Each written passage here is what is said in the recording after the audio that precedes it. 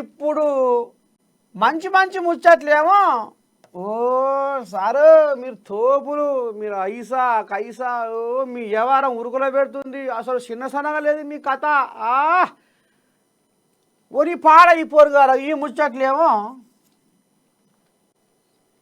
చెవులో చెప్తురు ఇక మీరు తోపులంటే మీరు అదంటే ఇదంటే అని ఇక ఏదన్నా కచ్చపెచ్చ వ్యవహారము ఉంటుంది కదా గది గిట్ల గిది గిట్లా కచ్చపెచ్చ వ్యవహారం మాత్రము మీటింగులల్లా మైకుల ముందర దంచి పాడు చేస్తుర్రు అట.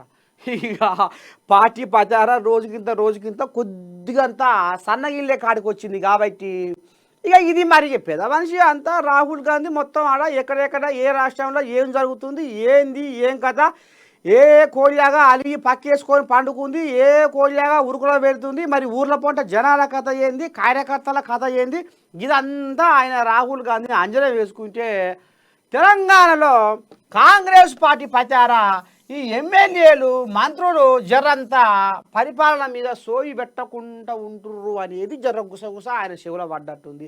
అందుకనే ఏం చేయాలి మీనాక్షి నటరాజనే కరెక్టు ఇప్పుడు తెలంగాణకు ఇప్పుడు ఉన్న పరిస్థితిలా ఎమ్మెల్యేలు జర్రా కొద్దిగంత జనాలలో ఇంకా తిరగాలి పార్టీ ప్రచారం ఇంకా గుంజుకు రావాలి అవి ఫామ్ హౌస్లో ఉన్న కోళ్ళేగనేమో నీ దండం పెట్టి ఎటనన్నా చేసి మళ్ళా కుర్చీ గుంజుకోవాలని చూస్తున్నాయి మరి జనాలలో బాగా తిరుగుతున్నాయి ఒకటి ఉత్తరాది ఒకటి దక్షిణాది ఒకటి తూర్పుకు ఒకటి పడమటగా ఎక్కడ పడితే అక్కడ తిరుగుతున్నాయి.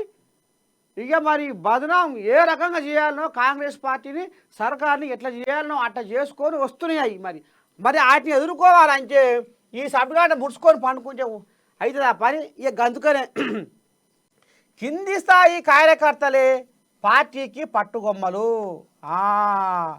వీళ్ళలో ఎవరైనా అలుగుతుర్రా తొలుగుతుర్రా ఏమవుతుంది ఎట సంగతి ఇగో దీని మీద ధ్యాస పెట్టుర్రి. నేను ఏ కార్యకర్త ఫోన్ చేసినా నేను ఫోన్లో అందుబాటులో ఉంటా. నాకు అంగులు ఆర్భాటాలు ఈ ఫ్లెక్సీలు ఈ కటౌట్లు మీరు వచ్చి ఏదో నన్ను ఎదుర్కొని పూల బోకే చేతులు పెట్టి కథలు వద్దు. మనం జనాలలో ఉండాలి జనాలకు ఏం కావాలి మనం ప్రభుత్వం ప్రవేశపెట్టిన సంక్షేమ పథకాలు పేదోళ్ళ గడప తొక్కుతున్నాయా తొక్కలేవా అగో దీని మీద సోయి పెట్టుర్రి. అందుకనే రాహుల్ అయ్య నన్ను పంపిండు ఏదో కథ